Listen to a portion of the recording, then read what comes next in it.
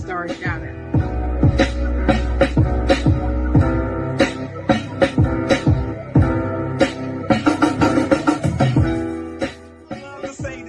I'm not gonna say it because I don't believe in it. I don't believe in. You can't make a. You know what I'm talking about.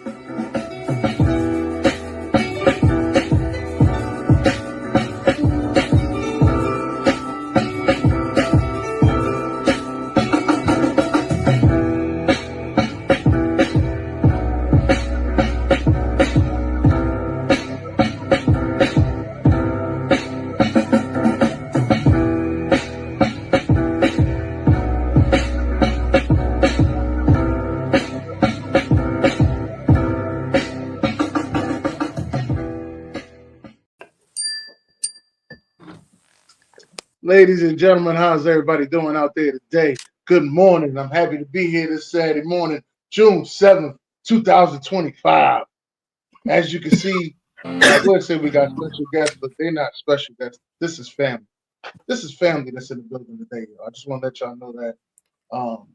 So let me start off with my amazing co-host, the Chocolate Girl. What's up, baby? Hey. Glad to be here on Saturday morning. My favorite day of the week. Glad to be here. Glad to have the ladies with us. You're right. They're family. They're my sisters. Absolutely. It's my sisters. Last time you all were on, I wasn't able to be here. I was out.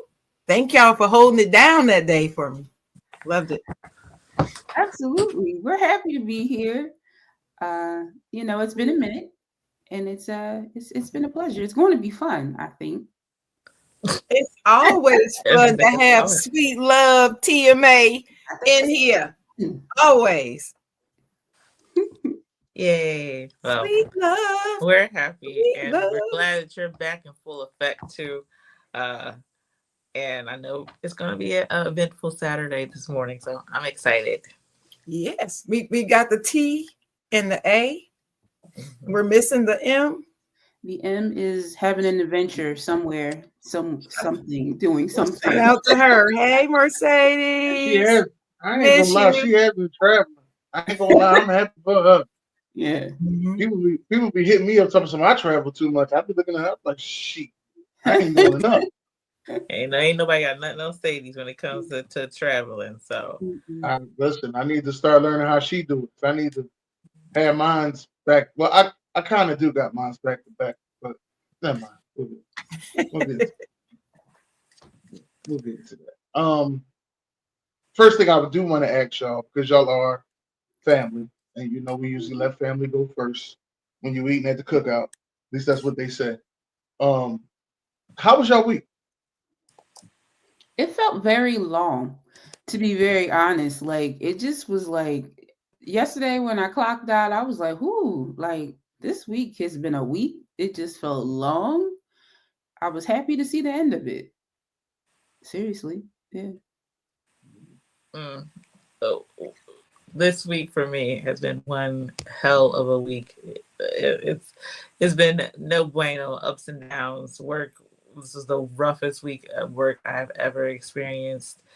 So yeah, it was very long, but it was just a lot going on, way too much going on. So, but TGIS, thank God it's Saturday because Friday wasn't even. I clocked out early yesterday, because it was just too much going on. So, but yeah, it was a long week, and I'm glad this is the relief on a Saturday morning, if it was to be anything, because it wouldn't be up for nobody else but this show. Okay, for y'all on a Saturday morning. You was up for me? No, I heard Sharon was going to be here. Sorry. Yeah, sorry about that. Yeah, Sharon. But yeah, it was a week, but I'm glad ending it like this. All right. What about you? Marcus Betts, how you doing? Top of the morning to you as well, Marcus Betts. Chocolate Girl, how was your week?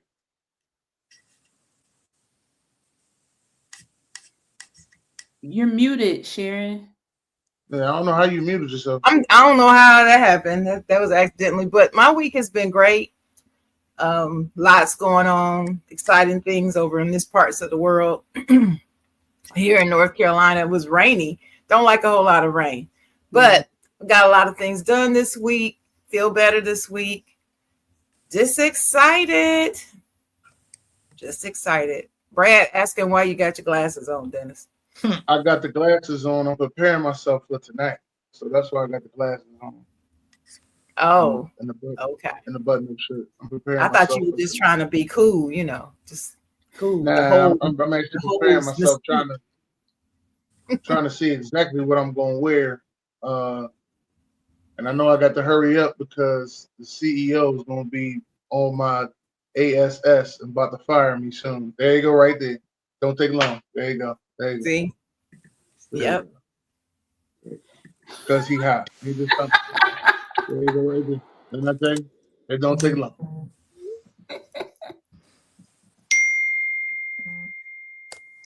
Anyway, yeah, I had a really good week. My week was good. Only thing that was like a little shaky this week, I couldn't get nobody to cover my Saturday night until I want to say Thursday night. Mm-hmm. So I asked them. I think I asked them on Sunday. Anybody cover my Saturday night?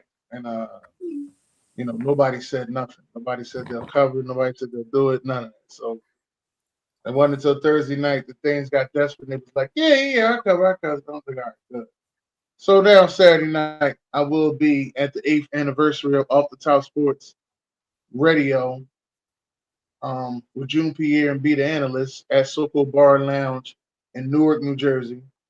I will be a co-host for the Sports versus Relationship show, which Nessa told me that she was glad I was going to be there because now she got food.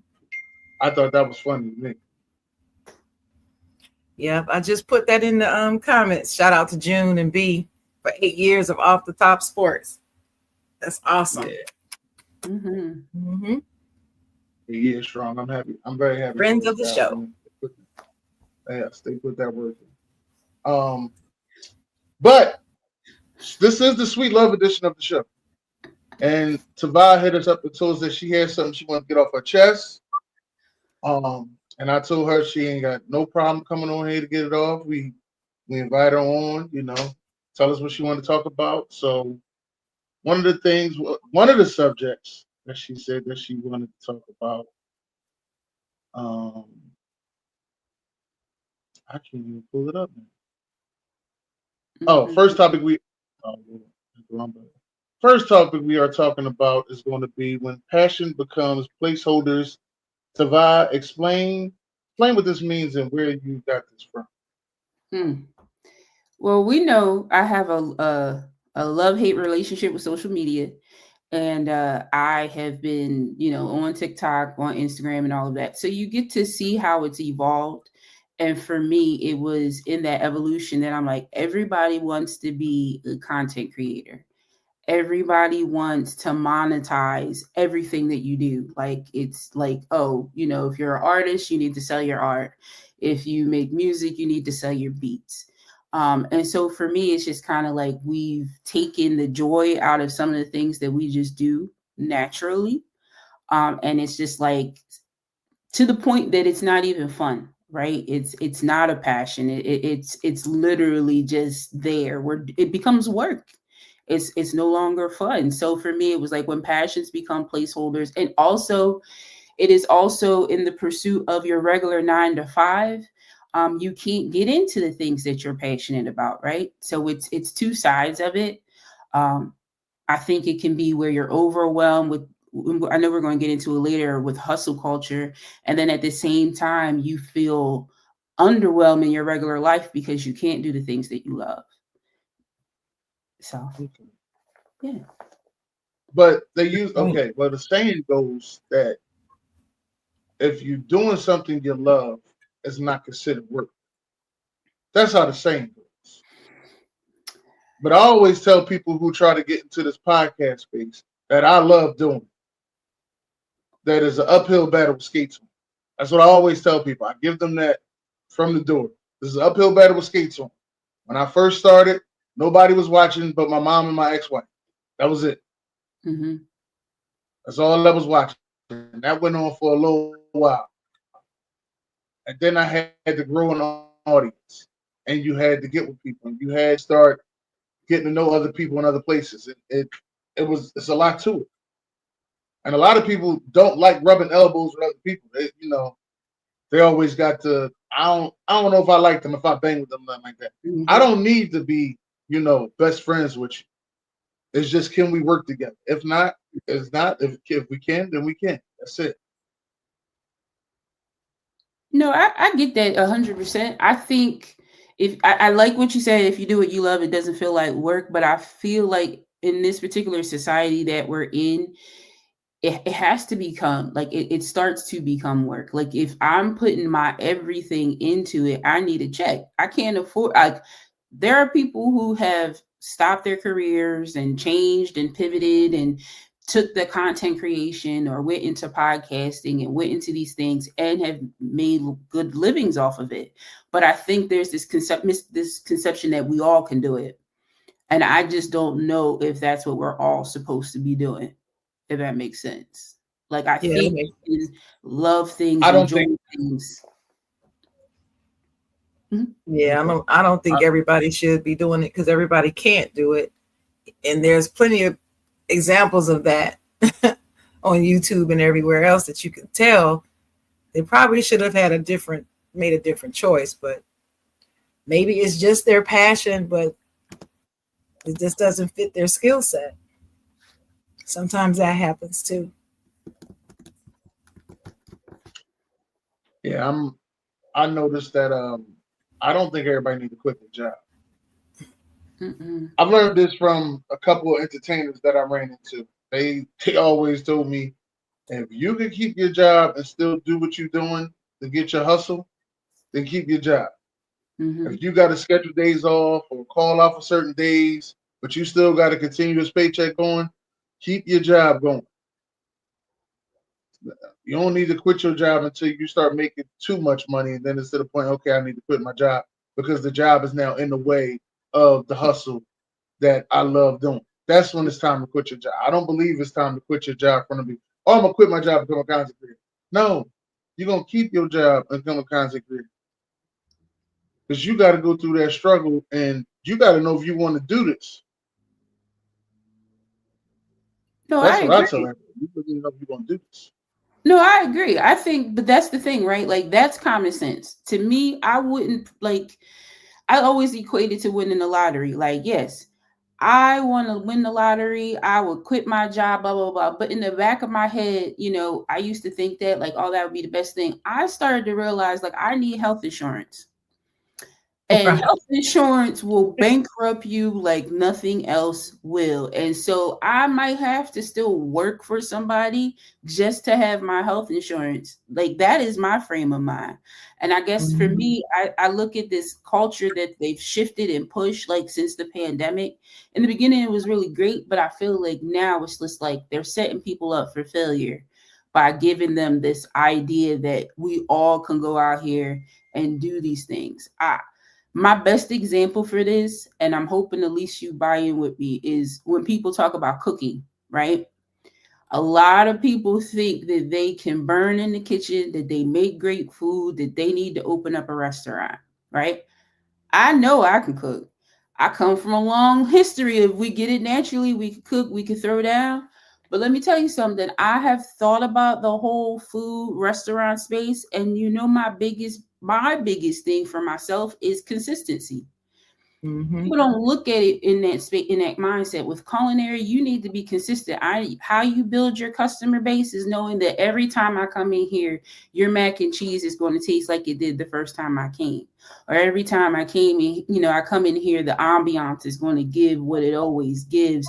And that's where we fall short. Like, people get into these spaces and think that they can just get involved and think that they can just do these things, and they're not really prepared. They're not able to be consistent. They're not really professional.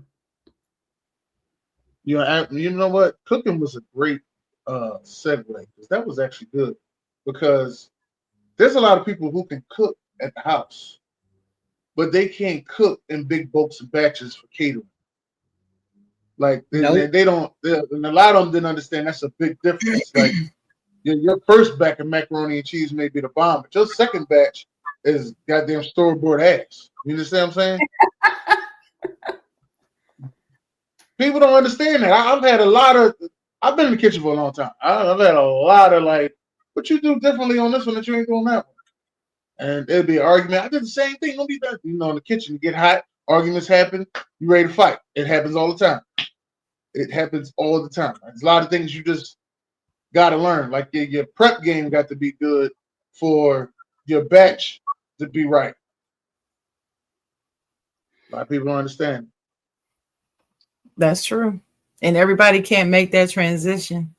Because like you said, cooking in bulk is not like cooking for four. Very different.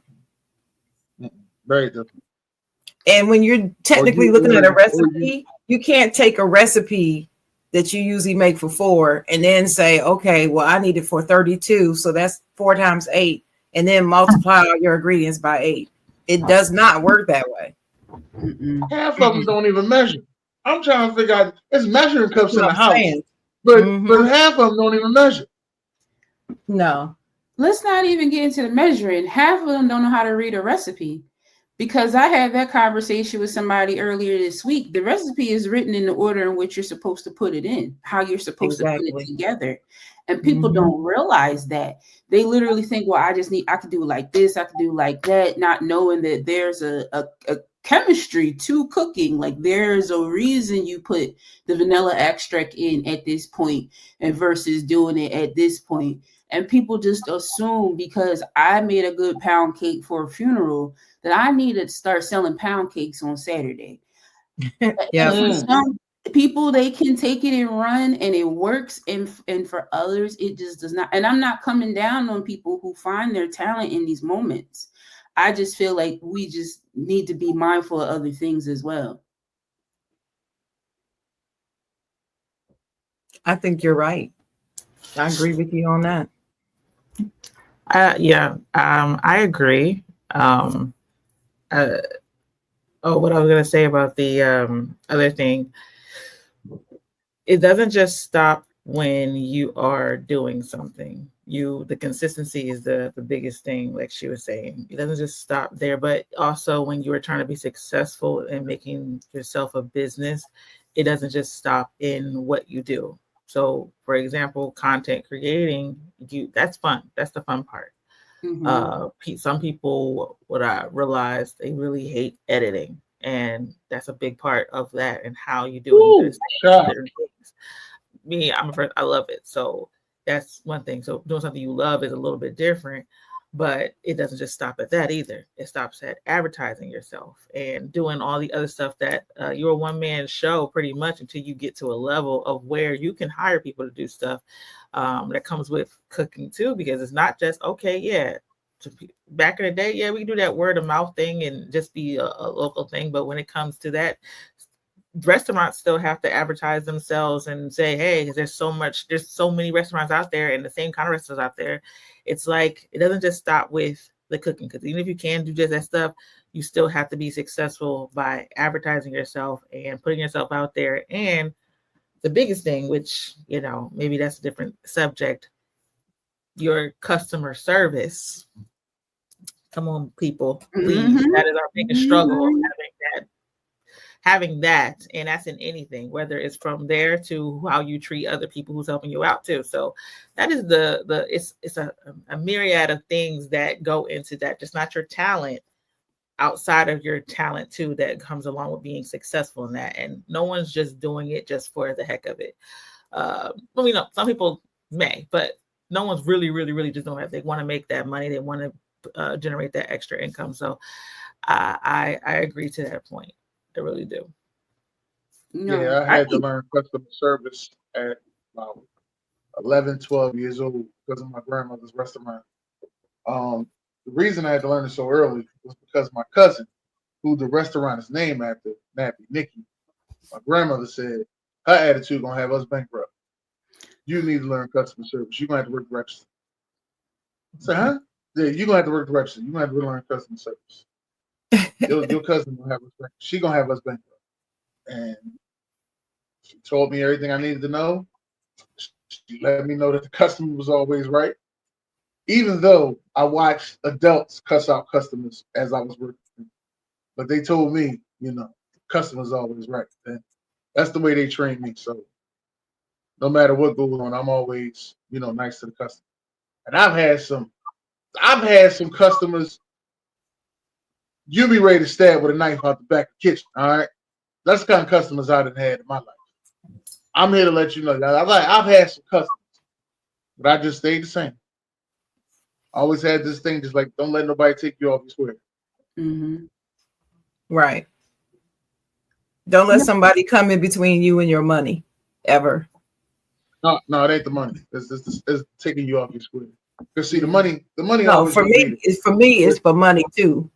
For me, it's both. Don't let them change who you are, but don't let them interfere with you and your money, especially if you're working for somebody else.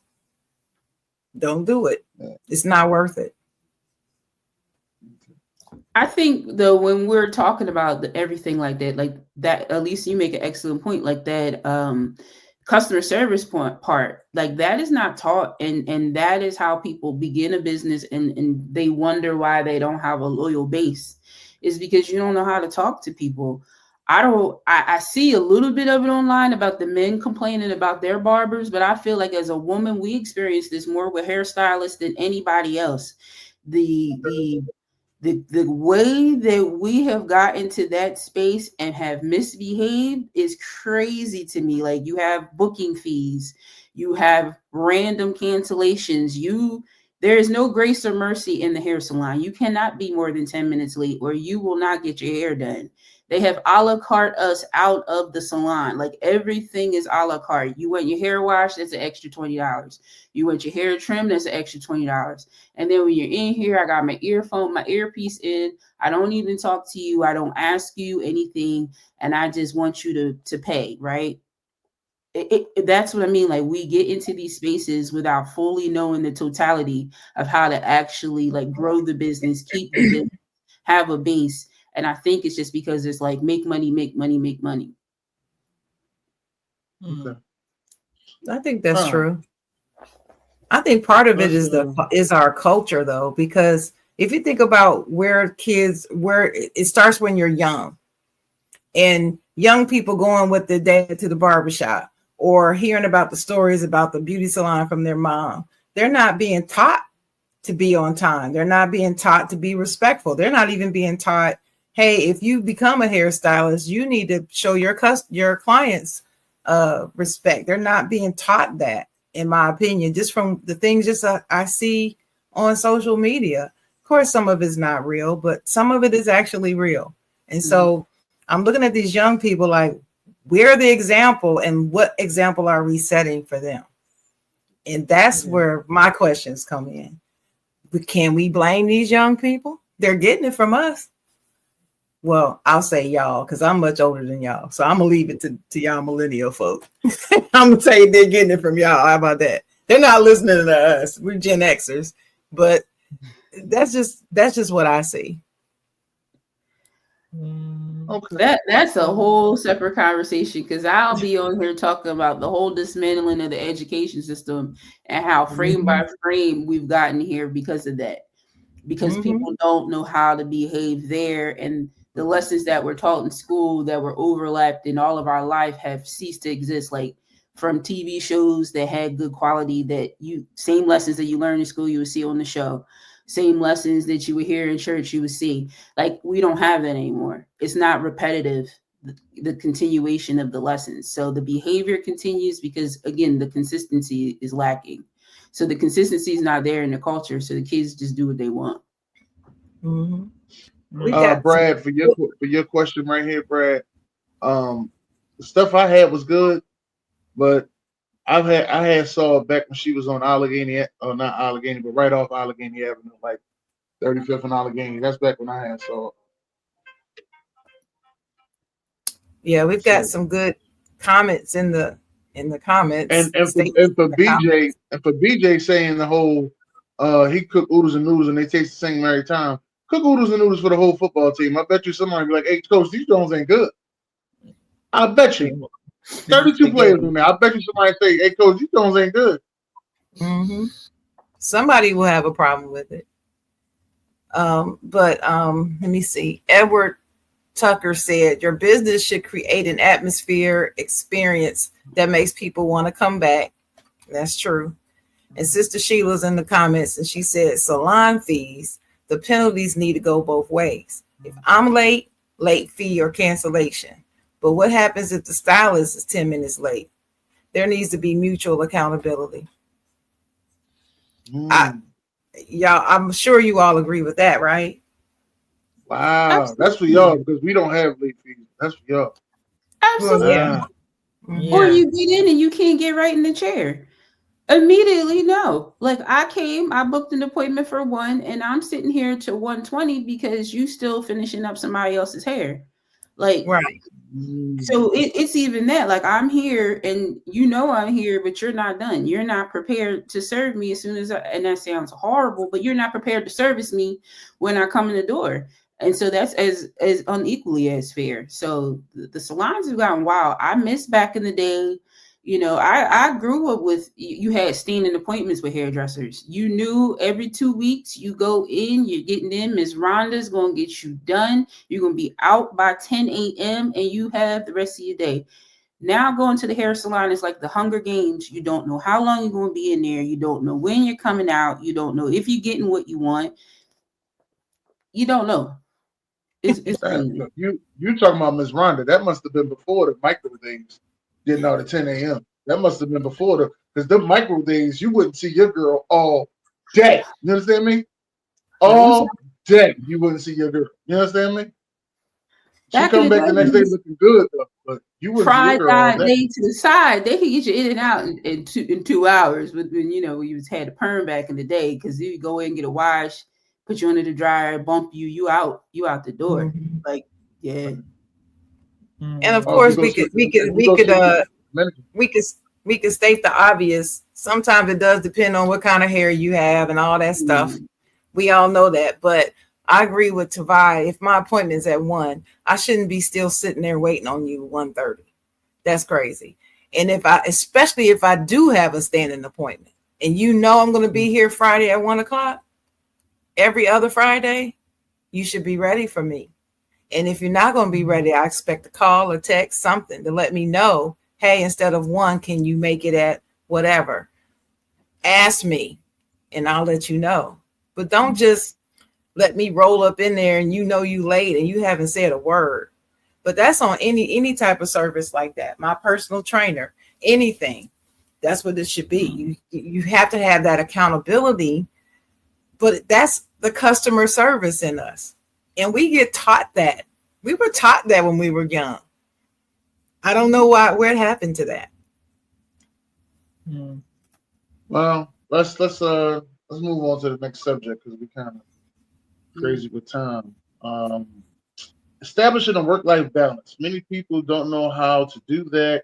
Some can't do it because they have a lot going on. Is this something that you have right now? A good work-life balance, or are you working towards it? Ladies? I would say I'm working. I do have a good work-life balance. But I'm working towards a better work-life balance because actually, I enthrall myself in my work sometimes. Like I'm just completely and utterly just in there, especially if I have a project going on. But I had to do the push away with the laptop because it was way harder. It was way harder to establish a work-life balance when I first came home during the pandemic, because you're at home and you're like, oh, well, or a day where I might have just been like, oh, well, I can stay a little bit later. I'm home anyway. I'm not doing nothing. We ain't going outside. We ain't doing anything. So that kind of really versus when you actually leave a building and come out and you're like, oh, I'm not going into work. I'm doing this. I need to do this. So establishing that for me was very important and pivotal, like making sure that I put my laptop in a different room so I'm not in my room or in my bed, because that's easy just to roll on over and do whatever we got to do. But actually doing things that has nothing to do with work when I'm off and shutting down, not having those conversations about work and anything like that. It is even down to that T where I'm like, I can't. I'm carrying on after hours. I ain't getting paid to talk about you. Let me go ahead and just shut it down completely. After whatever time I clock out, work time is over, laptop is closed, it might be put away. I don't want to see the logo on my screen. I put a towel, something. I just don't want to see it because we're not talking about it. So it's really, really, really been that healthy balance that I've been, having with it. And I think I got it down to where I'm just like, you know what, that's done. And now it's on to do what I need to do. And even because this was my biggest thing, I never call out.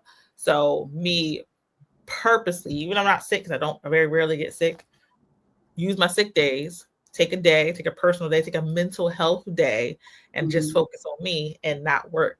Tell my team, hey, don't text me nothing. I'm completely on dark mode. This is my day off. I'm random, just do it. So that's how I kind of balance it and work it out that way.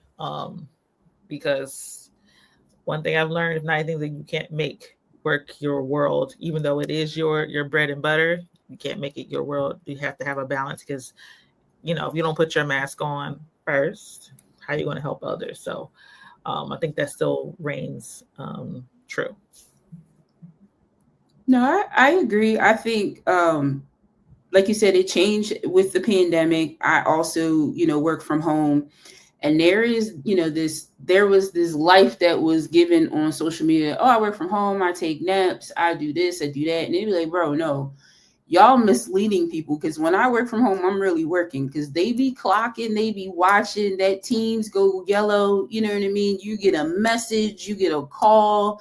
There are metrics that you have to meet. So for me, my shift can vary based on what's going on. So sometimes I'm in a regular 8-hour day. Sometimes I have a 10-hour day. So for me, when my day is done, I'm gone. I don't want to talk nothing about nothing. I ain't got nothing to help you. Most of my friends and family don't really call me and ask me anything, so I don't even have to put that hat back on. But for me, it's like, oh, I take all of my breaks at work. It's lunchtime. I'm taking my break. I'm not giving that extra thought to, oh, maybe it's busy. No, I am taking my break. When it's time for me to sign off, I'm signing off. When it's time for me to take a PTO day, whether it's mental health, whether I have something to do, I'm out. I'm using, I will never, earn and burn? Or I'm never going to be a use or lose with PTO. Never. You'll never catch me paying in and cashing out some PTO. I'm using it. I'm taking off because they don't care about you. I mean, in full transparency, you might have some friends at your job and they might have some really great policies. I'm not downplaying mine. It's a good place to be. But at the end of the day, they will replace you. At the end of the day, they will find coverage. At the end of the day, they will get the results. They will get the work done. And it doesn't have to be at my expense and at my livelihood. With me burning out, trying to get something done, because I know how this goes. So gotta have it. If you don't have work-life balance, you gotta establish it. This life is not just made for work. It's just not. Right. You have to have time to recharge your batteries and to decompress. So you do need a work-life balance. For me, it's better now since the pandemic, and we've been working from home.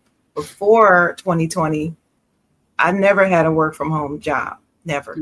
So it was great coming home. And now, since the office is back open, luckily our general manager has decided to let us stay at home.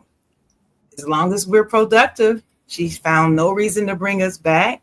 The office is still there. If we need to all get together and mobilize for a particular catastrophe or something, then we have the space to do it.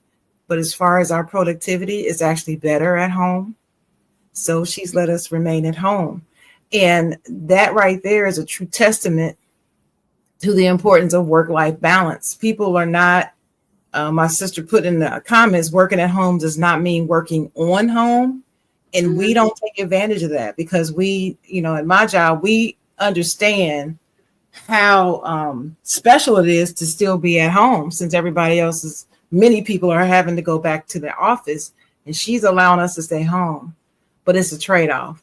We have to, she made a decision, then we have to honor that and respect that and do what we're supposed to do. But you're right, Tavai, just like us with Teams, they can tell if you're there or not. They can tell on the phone system we have if you're actually sitting at the desk. It's almost like they can tell if you're there or not. So you need to be there when you say you're there. You need to be away from the desk when you say you're away. And being somebody who doesn't have that issue, I don't know how they do it or what they do if they find out somebody's not doing it, because I play by the rules, but it's not something that I want to find out about. So I show my appreciation by doing what I'm supposed to do. But that has really helped with my personal work-life balance. Being able to be home and not having to take that 30-minute commute to work and back home is just a benefit for me. And then the whole, the clothes, you got to go buy clothes and you got to look this and get up. No, I still get dressed for work every day, but nothing like what I was doing. So it's really helped. Yeah, I don't miss them potlucks. I don't miss going to that bathroom. I don't miss somebody coughing like they got something. Right. I don't miss none of that in that aspect of it. Like, no. Yeah, and see, Tavai, we don't eat everybody's food anyway. We don't go to the potlucks trying to eat up somebody's food anyway. We don't know how they live it. But no. I know I don't. Y'all know I don't eat everybody's food. I don't mess with the apes. You're not gonna give me no stomach ache. Tell my son you cooking with Kaya. No, I'm all right. I try to eat safe foods. That's what I try to eat. Safe foods. Safe food. So no potato salad, right? No. Yeah, Brad asked that question. Ladies, do y'all miss in-office work opposed to work from home? I don't miss it. Let me tell you about me. I love people. I'm a people person. I find people to be very interesting. I love to hear stories and share stuff with people. That's just who I am. But I tell you what, I'm so glad I don't have to go in the office and deal with all that. I don't like the distractions. When I can focus and work, I'm much more productive. Yeah, and then if people always coming up, I'm friendly. So people always want to say hi to me. They want to stop. They want to see how I'm doing. And I love it, and it makes you feel good, but it also distracts you. So for me, I don't miss it that much. I do miss the people, and what they've decided to do is to actually plan stuff off site for us to do within our teams. So like twice a year. So we just had the first one and it went very well. Meet up at a place, have food and talk and play games and stuff. And they're going to do another one probably in the fall. So that's an idea. That helps. But I don't miss it on a day-to-day. No. What about y'all? Y'all miss it? I don't think y'all miss it. Hell no. No, I don't miss it at all. And I had a crazy commute, so I definitely don't miss it. My at the time, my car was just loving me because I didn't have to do as much maintenance. I didn't have to do nothing like that. And because my environment was a lot more intimate, some of my friends' family, I met my family at my job. So we did not let that stop us at all from, seeing each other. We would grab our laptops, meet up at a co-working spot sometimes, or we would meet up at each other's houses and take turns cooking and stuff like that. So we turned the whole game around, what that is. And, I'm a part of a committee that does do it. You were talking about Sharon with if there was an activity to do outside, whatever, do that, or not outside of work, but we have wellness walks and stuff like that and different things. So that is really, really, really, that people piece, then you want to grab it in there. that people piece. You want to grab it. Mhm. Let me stop real quick because something's so funny. Let me see what she laughing at, Dennis. Cause BJ put I missed all my work biddies. Not That work sounds biddies. like something he would say. Maybe that's it's they must have been cooking for you or something. Here you go, I miss BJ. those. I miss those ladies too. I don't have them ladies no more. Oh, I miss okay. them ladies too. Then that must mean something else entirely if you're saying it. So Mm. I, Having a work wife at the job is really a great thing. That's all I'm gonna say. oh, having a work husband is too. yeah, That's but it's all dangerous I'm gonna say. borders like that. It's I've dangerous never waters had if you're in a relationship. It's not dangerous waters if you ain't in a relationship.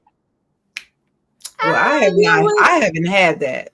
I I haven't had a work don't husband, deal so with any. I don't know. In the space that I had it, it was just I don't know. It was shift work. So in the space that I had it, it was not like an office setting. I think the office setting, work husband, work wife can get a little bit can get a little hairy. I didn't experience it like that, so it was just a little Yeah, different. I It haven't was, had the office setting. I had the kitchen. So see, the kitchen's a kitchen. different. I've heard stories. My sister's in the kitchen, so I know how the kitchen get down. You know, it gets down. You Yeah, understand? And then you got. And don't forget. And then Walmart. Walmart's always a sexy place. So. But as far as work-life balance with Dennis Holmes, I've had a motto like this that I've been saying for a long time. Sharon usually don't like me saying it, but I'm gonna introduce it back to the world as usual. Fuck that job, okay? Don't listen. They don't give a damn about you. I'm not talking about the job after I leave. Soon as I clock out, it's like that TV show. What's the name of that TV show where they got a work-life balance and they forget that they was at work as soon as they clock out. But when they clock in, they know they back at work. I'm just like Severance, yeah. I'm just like that. Soon as I clock out, boom.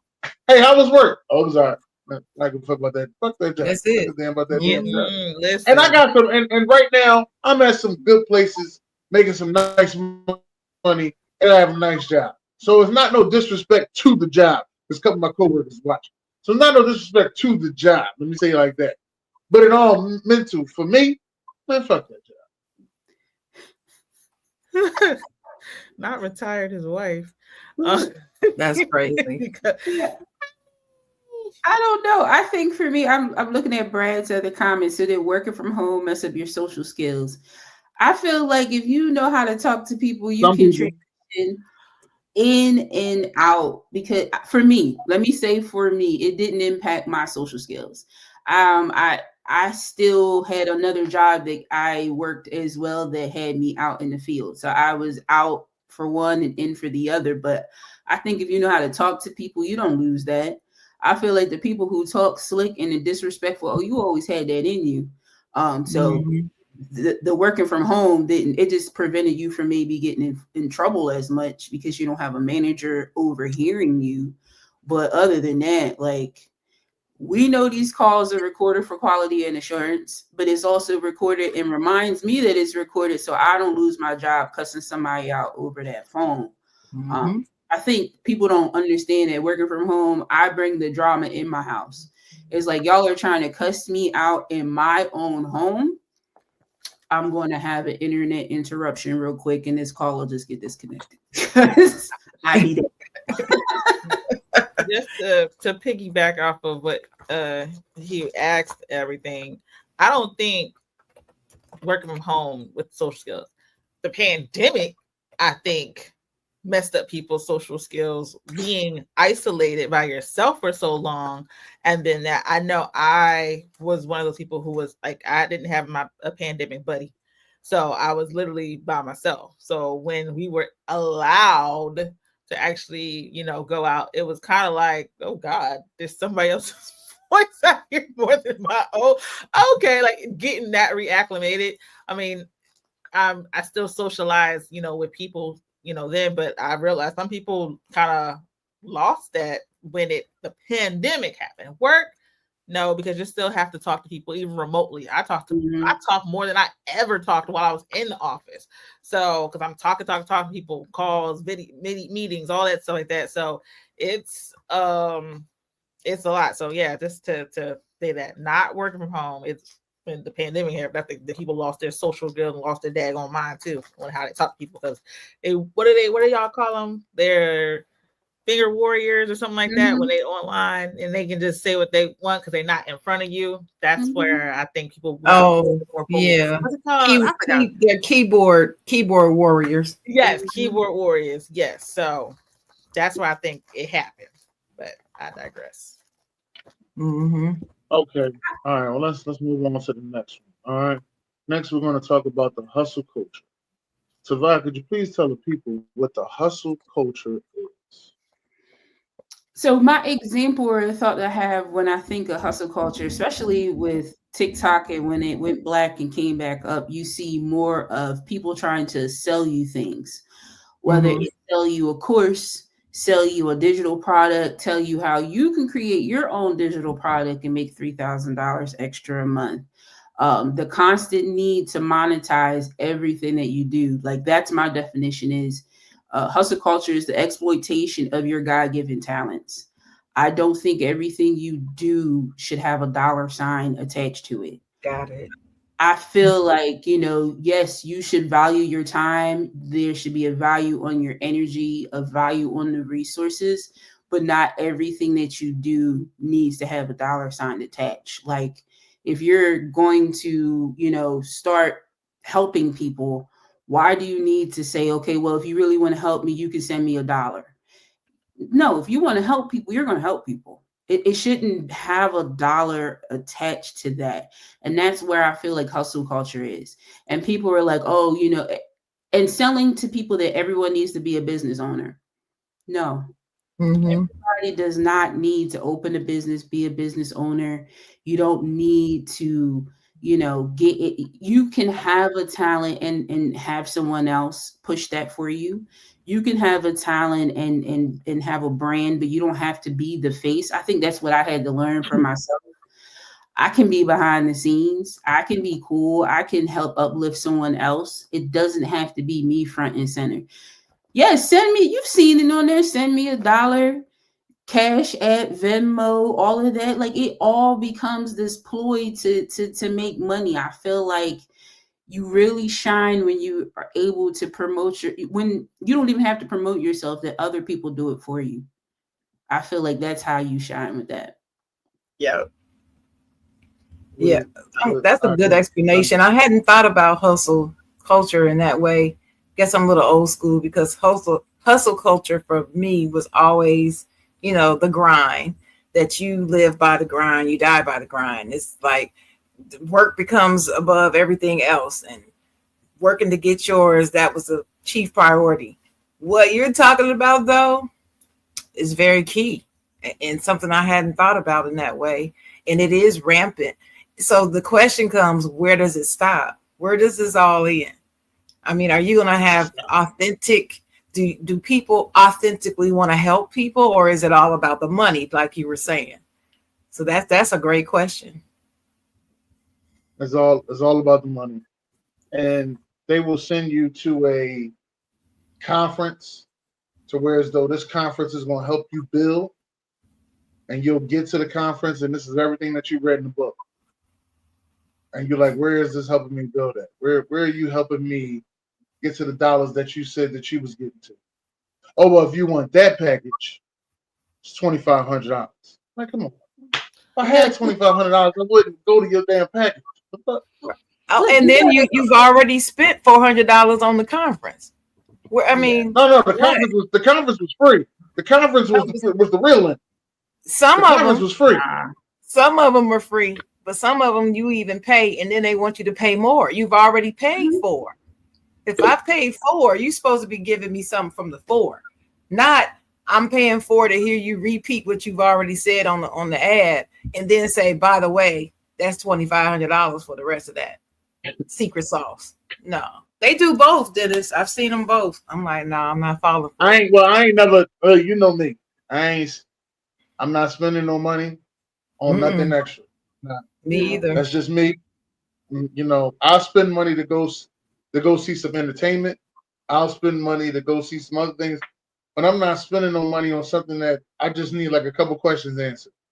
I'm not. I'm Listen, not you doing lose that. me as soon as you have click on my link in my bio. Nope, I'm not doing it. I'm not Not clicking on clicking. the link. Oh wait, I'm I not. got to click on. Hold up. I got to click on my link in my bio. No, but I'm talking about for people who, oh, if you want to know more, you want to get into cryptocurrency, click on that link in my bio. I got an ebook Oh, that you can buy, or click on the link in my bio and I can help you get X amount of followers. Or you click on my link and you'll go to my Amazon storefront so that I can earn commission because you want to buy this dress because you see how I wore it. You'll lose me every time. I'm not but chasing behind come on, information. if you like the dress I got on, not me. Hold on. She got Nessa's here. Nessa, what's up, Nessa? If you like the dress a certain woman got on, and you like, oh, that's a nice dress, or you like that wig or something, or maybe you know, like me, there's a couple women out there I was following. They had like travel stuff that they got from Amazon. Me, you know, I'm a man. We was doing dumb stuff. You know what I mean? Go on a vacation and then all right, I gotta go to Walmart. I gotta go get certain stuff. Like that's the type of dumb stuff I was doing, like a toothbrush.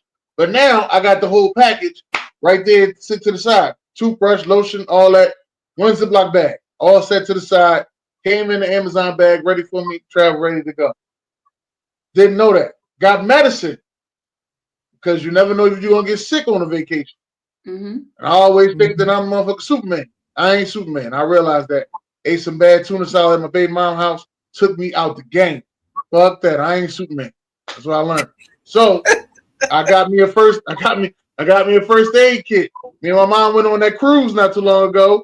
She ended up getting sick. She, you know, she seen all this food. She started eating crazy. Had the first aid kit there. Was able to help somebody.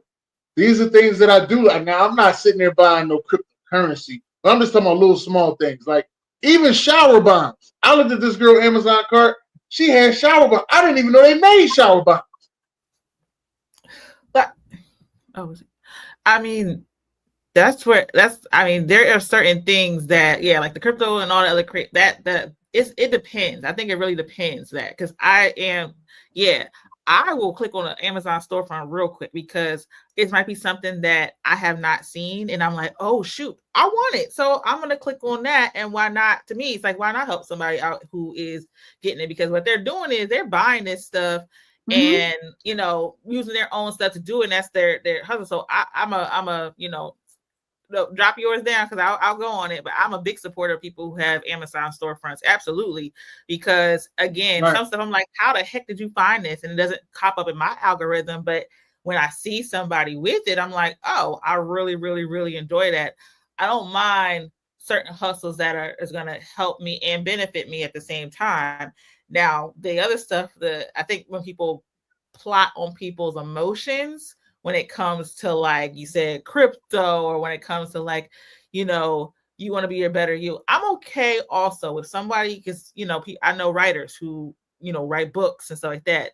Promote yourself, you know, sell something. If that's something you went through and you want to do it that way, then absolutely sell yourself. But when you get into like what you were saying, that extreme, like, okay, $400 for a conference, then $2,500 for a package, and then no, like that's a lot.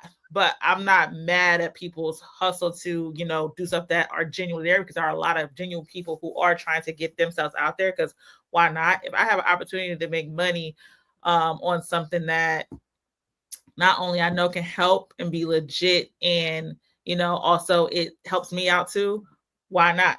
But when you take an advantage and you go to that step further, which people always do, some people do, then that's where I draw the line at. But when they have different hustles, and you know, I'm all down for that. Make sure that you promote yourself. Use your God-given talent that you have to do it if you can do it and handle that.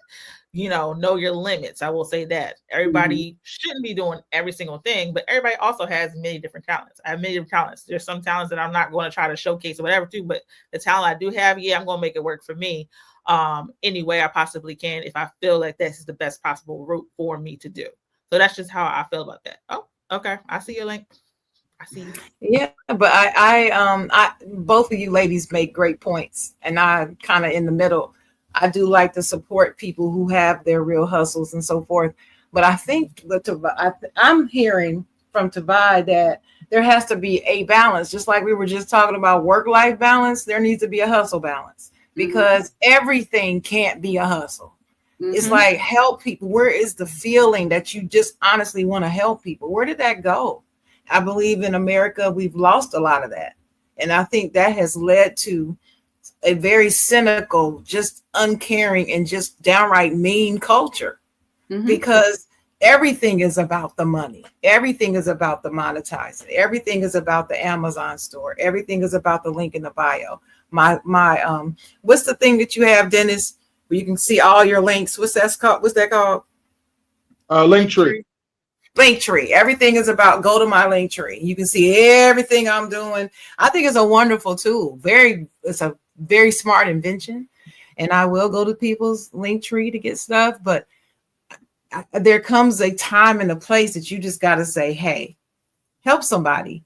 One of the first things someone who I know went into business for themselves and they're still very successful at it. The first thing they taught me is, yeah, you want to make money, but especially when you're first starting out, you have to do some things for free.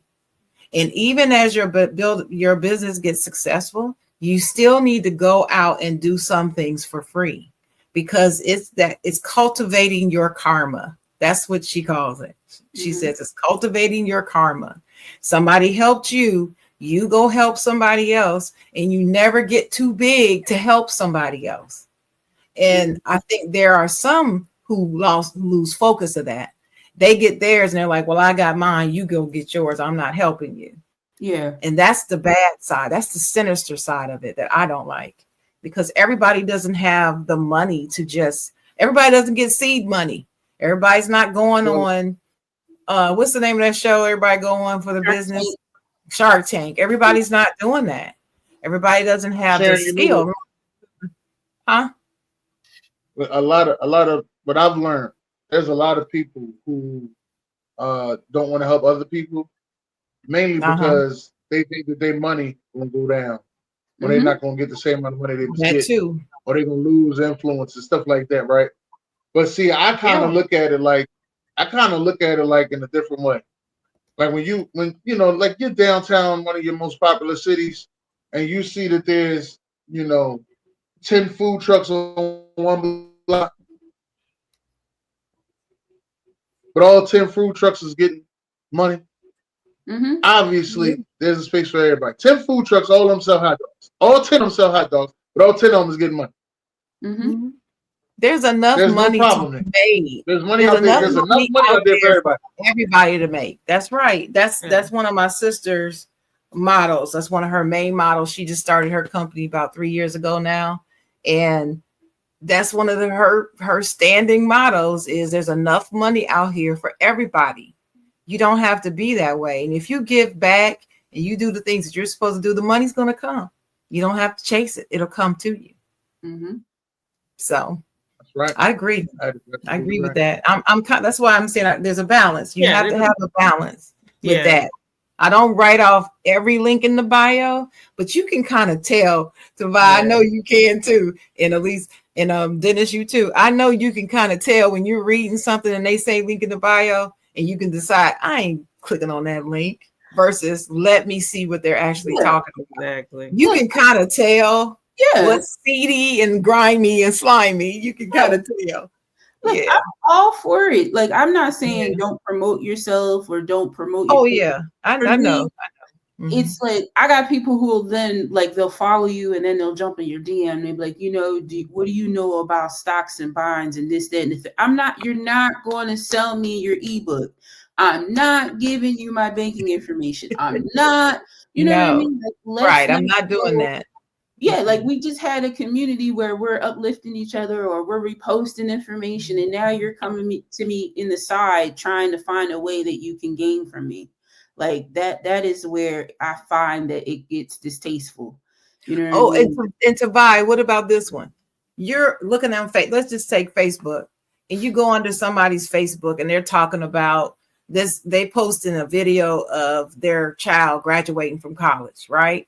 And so you comment, oh, that's awesome, congratulations. And next thing you know, you get a notification and somebody done posted under your comment, hey, you need to click on the link and follow Susan Smith. You won't regret it. Oh, that's a bot. It's a bot. Don't do it.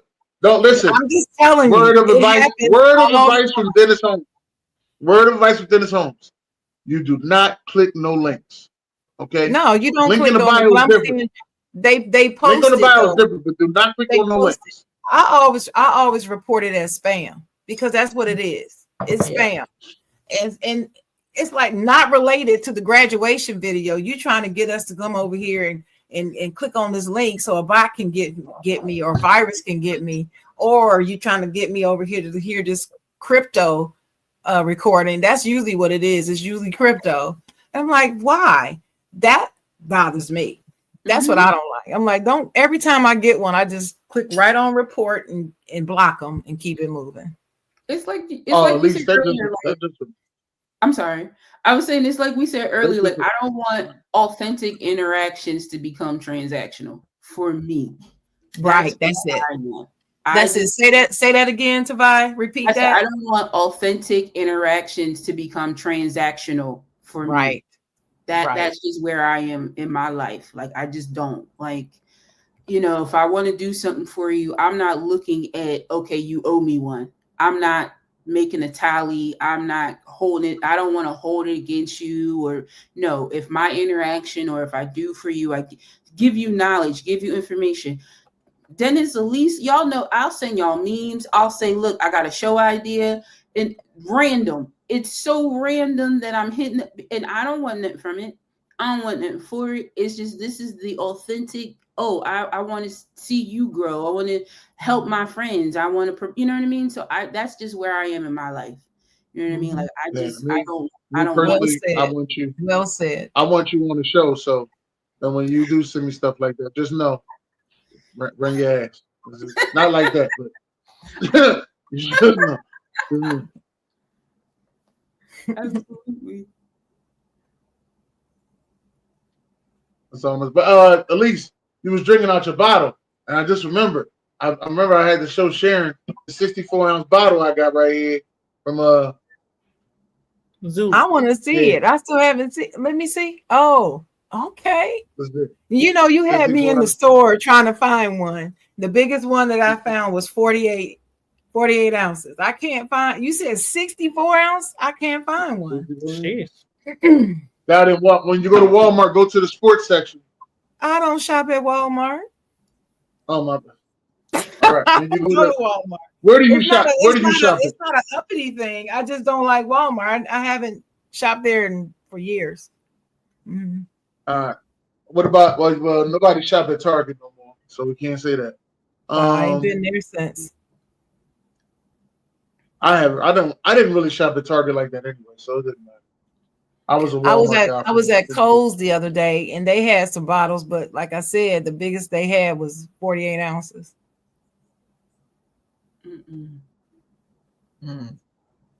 Oh, well, BJ was talking about his charging prices that he do with the network. But see, your charging prices, BJ, is for people who don't want to do the work themselves. That's a whole different conversation. That's not hey, I want to learn how to do something. All right, well, listen, if you want to learn, I'm going to charge you $5 an hour. That ain't one of them. See, your charging price is, hey, I want to start a podcast and I want to put it on a network so I get some, all right, well, this is what it costs to be on this network. That is what your charging price is. That's a different conversation. Oh, yeah, that's different. That ain't the one Tavai's having about. Yeah, that ain't the one Tavai's having about just getting knowledge. I give out knowledge all the time. So. Yeah. No, I think giving game to your folks to see them grow, or giving game, like, I feel like that, again, a different conversation. Like we kind of talked about this generation, it's because no one does sit down with them. Like these kids need a mentor. You know what I mean? Like you need a mentor, you need a community, you need people to show you these things. And we've kind of lost that plot along the way as well. But no, it's in the vein that we can all eat, we can all grow together. I don't have to outdo you in order for me, for my business to grow. Like, I don't have to be mean and malicious, or you know what I mean? Like, yeah, it's space for everybody. That's right. I agree with that.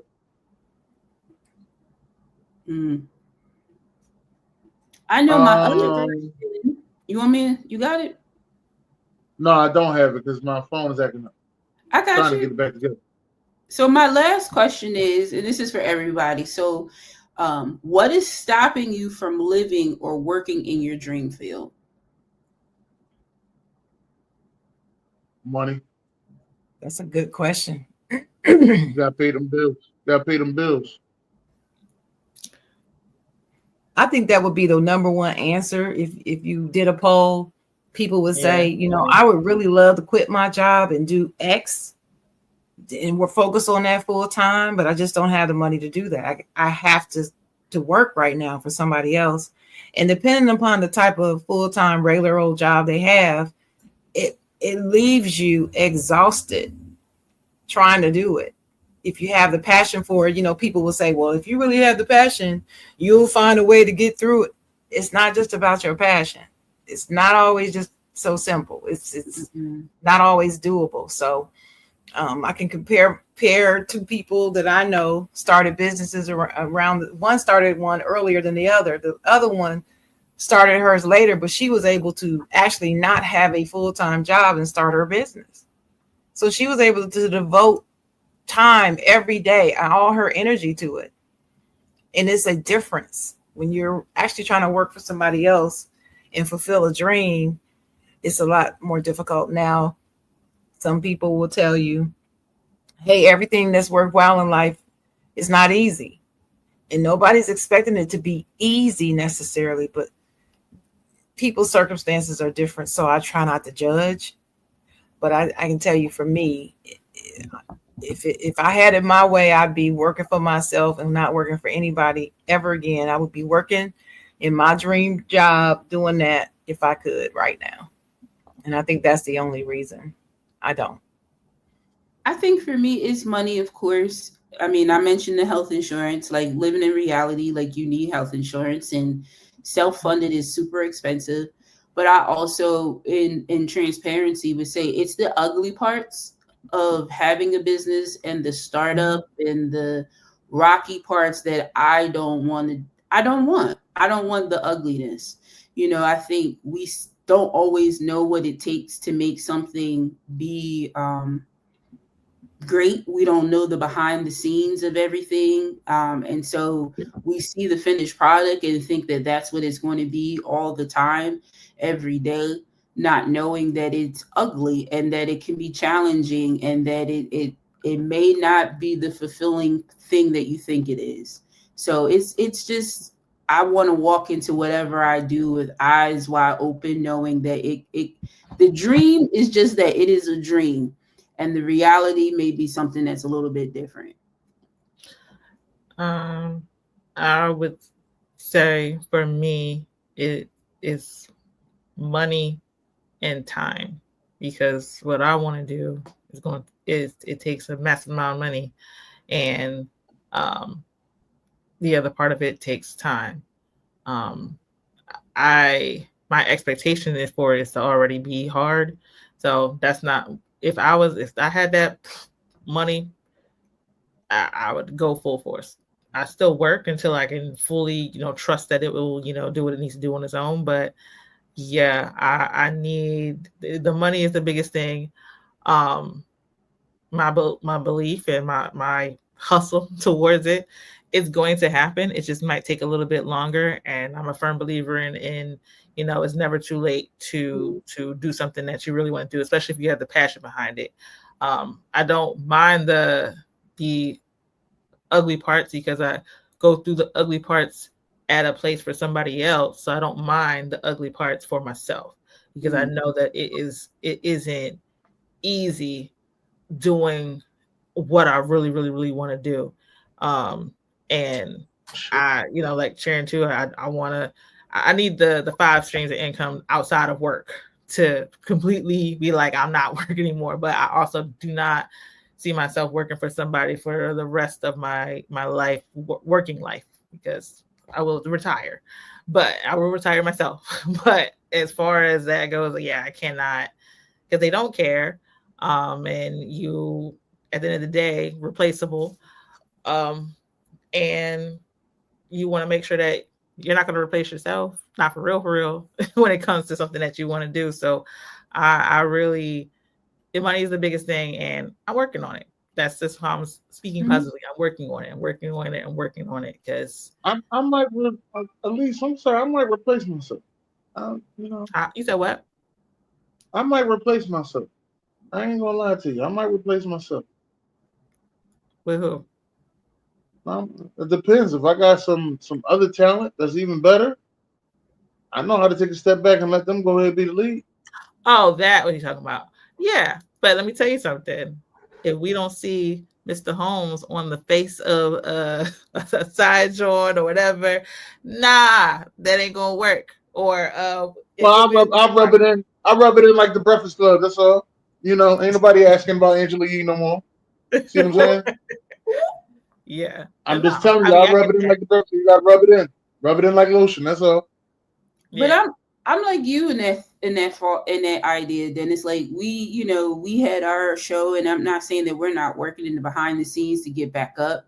But when life is lifing, if we had people, if we had that kind of ability to have had someone else like an understudy step in, Right. you know what I mean? I think that's fair. Like I wouldn't mind, you know what I mean, in the field that I work in or in another field, if someone was interested, I will give you tea. I want people to prosper. I want people to grow. So yeah, I'm like you in the sense like, hey, if I see talent that has the potential to excel beyond me and I can do something to help uplift them along the way, I'm in. Count me in as a cheerleader. I'm in. I'm all behind it because you know what I mean? Like, why not? The next generation needs that type of support. Like, yeah, nah. Like, They need I'm mentors, so you would Then be a mentor in that phase. And I, having a mentee, I completely understand that. If you see talent in somebody and give them that knowledge that they want to do, absolutely. So, what's it called? Pour into them pour into so that somebody. they can do that. That's You something can that pour in the minute. You can pour in the minute. no. 64 ounces. Baby. I'm gonna just send you my ideas, Dennis. I'm like, until we are up and going, I'm gonna just be like, yo, I'm gonna send you all the memes, all the TikToks, all my random creative thoughts. Cause you be sending me your stuff, and so does Nessa. Nessa actually sends me a lot of stuff too. Reality recap. Her name is Vanessa, but I just call her Nessa. Yeah, she sends me a lot of stuff too, and to use on the show. And I tell her the same thing I tell you. When you coming on? Because you had to explain all this. Yeah, I love having y'all on. That's me personally. I'm just gonna tell y'all that I do love having y'all on. Y'all do bring another side to the show, which is the Side Jawn. And it's great seeing y'all all the time. That I can say. Thank you. It's good to see y'all. Appreciate y'all. We're glad to always be invited. So, and when we can, we will be here with you guys. So that's always a good thing. So we appreciate it still being invited, no matter how long of a stretch we may take. We get back. I don't even know what that meant. I'm gonna have to leave that alone because that sound like that's way past my pay grade. But I will let everybody know. Make sure y'all tune in each and every Saturday morning to the Side Jawn. Make sure y'all tune in each and every Tuesday at 8 p.m. to Talk Here's Tuesday. And don't forget on 8 p.m. on Wednesday, we coming back with Wild Wednesday. So with that, my fault. And every Tuesday at 6 p.m. Make sure y'all tune in Off the Top Sports, who is celebrating their 8-year anniversary tonight. Soko Bar and Lounge, North Jersey, Newark, in the Oranges. So I'll be there acting a damn fool. I'll let y'all know that right now. I'll be there acting a damn fool. Thank y'all for coming out today. Make sure y'all enjoy your day. God bless y'all. But wait. Sweet Love, y'all got anything coming up? Nah, not at the moment, but we will soon. We're working on some things behind the scenes. So we will. We're working, but we're happy to be here. I'm happy to feed you all of my ideas in between time. In the meantime, Dennis. Yeah. So you'll be my creative muse for the moment. I'll take it. I definitely take it. That being said, ladies, make sure y'all going to work for a second. God bless y'all and great day.